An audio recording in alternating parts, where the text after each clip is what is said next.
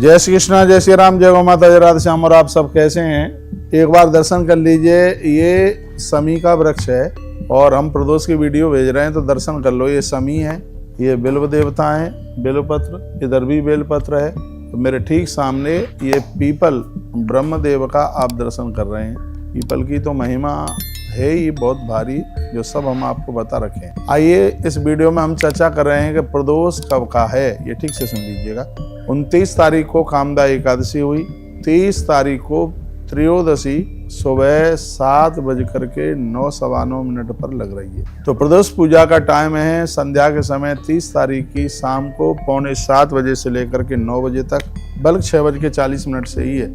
यह प्रदोष पूजा का टाइम है, अद्भुत 9 बजे तक है, यानी 8:58 तक का ये अद्भुत जो टाइम है, ये बहुत ही ज़्यादा अद्भुत है। प्रदोष की पूजा इसी समय में कीजिएगा।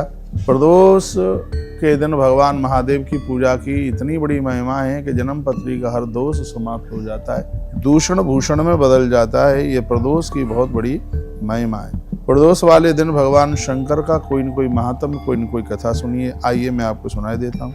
नंदीकेश्वर कहते हैं कि हे मुनि, वन में जाकर मैंने एकांत स्थान में अपना आसन लगाया और उत्तम बुद्धि का आश्रय लेकर के उत्तम तप में प्रवृत्त हुआ, जो बड़े बड़े मुनियों के लिए भी दुष्कर था। उस समय में नदी के पावन उत्तर तट पर सुदृढ़ रूप से ध्यान लगा करके बैठ गया। एकाग्र तथा समाहित मन से अपने हृदय कमल के मध्य भाग में 3 नेत्र 10 भुजा तथा 5 मुख वाले शांति स्वरूप देवादेव सदाशिव का ध्यान करके रुद्र मंत्र का मैंने जप किया।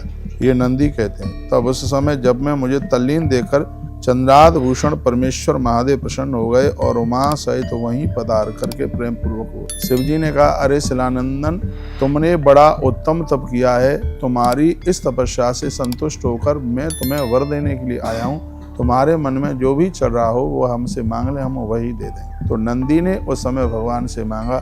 जैसे भगवान नारायण ने गरुड़ को अपनी सवारी के रूप में स्वीकार किया है भगवान, उसी प्रकार से जैसे ब्रह्मा जी ने हंस को अपनी सवारी के रूप में स्वीकार किया है, उसी प्रकार से आप भी हमें अपने वाहन के रूप में आप स्वीकार करें। भगवान शंकर ने कहा, ऐसा ही होगा। भगवान भोलेनाथ ने कहा कि ऐसा ही होगा, हम तुम्हें अपने वाहन के स्वरूप में हम तुम्हें स्वीकार करेंगे। नंदी ने काशी में बहुत बड़ा तप किया, बहुत भारी तप किया। कहते हैं कि वहीं पर ये जो नंदी हैं, कोई त्रुटि, कोई गलती अभिशिप्त हुए और इन्हें गौ माता का बछड़ा बनना पड़ा। श्री वरुण देवता जी इन्हें अपनी गौशाला में लेकर के गए। वरुण लोक में बहुत बड़ी गौशाला वरुण देवता की है। एक बार वहाँ सभी देवताओं का आना हुआ था और वहाँ भगवान महादेव भी चल करके आए। कहते हैं कि उसी समय वरुण जी से भगवान भोलेनाथ ने इस नंदी को मांग लिया और नंदी का गढ़ों के बीच में अभिषेक किया गया और भगवान के प्रमुख गढ़ों में नंदी गढ़ हुए और भगवान शंकर ने नंदीश्वर को अपने वाहन के रूप में स्वीकार किया। ये कथा ताप प्रताप और संताप को ये दूर करने वाली कथा है और हम बड़े भाग्यशाली हैं कि आज हम प्रदोष की तिथि में इस कथा को हम सुन पा रहे हैं। भगवान शंकर के बहुत नज़दीक, बहुत पास में रहने वाले श्री नंदी हैं। इनके कान में कुछ कह दिया जाए, वह हमारी आवाज़ भगवान महादेव के पास तक पहुंचती है। ऐसा ऋषि जन कहते हैं, ऐसा महापुरुष कहते हैं। बहुत बहुत धन्यवाद है कि आप भगवान शिव की पूजा से जुड़े हुए हैं। एक लोटा जल महादेव के ऊपर चढ़ाइए, काले तिल चढ़ाइए, गन्ने के रस से उनको स्नान कराइए, हो सके तो कनेर के फूलों से भगवान महादेव की पूजा कीजिएगा। साबुत मूंग, उड़द, ये सब चीज़ें, गेहूँ इत्यादि भी आप चढ़ा सकते हैं। मैंने पूर्व में भी बोला, एक बार फिर बोल रहा हूँ, प्रदोष वाले दिन आप भगवान शिव को रुई में इत्र लगा करके चढ़ाना ना भूलें। इससे आयुष बढ़ता है, इससे उम्र बढ़ती है। जैसे पके हुए खरबूजे को बेल छोड़ देती है, मौत ऐसे ही छोड़ देती है।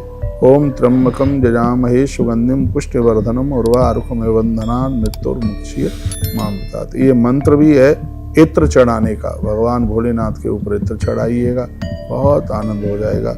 यह प्रदोष की तिथि आप सबको आनंद दे। भगवान के चरणों में मेरी प्रार्थना है, आप सब अपने मंदिर में त्रिशूल रखिए। त्रिशूल नकारात्मक ऊर्जा को समाप्त करता है। भगवान के हाथ में, जैसे हनुमान जी के हाथ में गदा है, उसी प्रकार से भगवान महादेव के हाथ में यह त्रिशूल है। त्रिशूल आपकी पूजा में बहुत ही ज़्यादा शुभ है। वास्तु में भी इसको विशेष महत्व दिया गया है। बहुत बहुत धन्यवाद। अगली वीडियो में मैं फिर आपको मिलता हूँ। शमी पत्र का पूजन करना, बेल का पूजन करना और एक लोटे में जल, गंगा जल भर करके थोड़ा कच्चा दूध डाल करके बेल पत्र की जड़ों में डालना और एक घी का दिया जला करके रखना। सब बदल जाएगा, बहुत आनंद हो जाएगा। आप ये कहेंगे बहुत आनंद हुआ। वीडियो पुरानी नहीं है, बिल्कुल नई है। 23 मार्च शाम को 6:45 बजे से लेकर के लगभग 9 बजे तक प्रदोष पूजा का टाइमिंग्स है। इसी समय में आप पूजा कीजिएगा और पूजा करने के बाद ही फलाहार आहार जो भी कुछ लेते हैं वह आप लीजिएगा। धन्यवाद। वीडियो आपने पूरा सुना। अपना ध्यान रखिए। अगली वीडियो में मैं फिर आपको मिलता हूँ। एक बार हृदय से बोलिए हर हर महादेव, घर घर महादेव। बोलिए बाबा विश्वनाथ भगवान की जय, महाकाल भगवान की जय।